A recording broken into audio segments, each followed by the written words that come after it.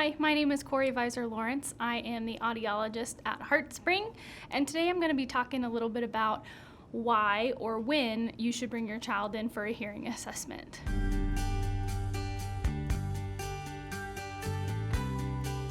For babies, we should really be looking at about 3 months. They should be startling to some loud sounds. 6 months, they should start turning their head to loud noises or interesting noises or their names. By 12 months, we should be having about one word.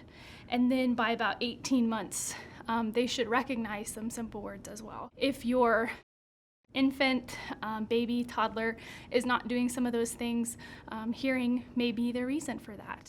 If we're going to be looking at older kids, if your child asks for repetition often or says, huh, or what, they may not be understanding exactly what you're saying.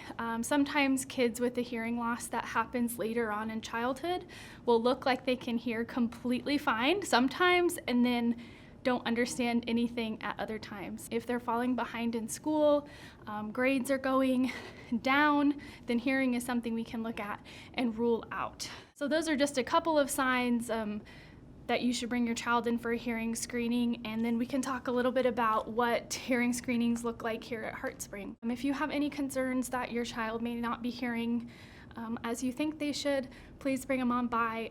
Ruling out hearing loss is always the first step to any developmental concerns, so we may as well just get it out of the way.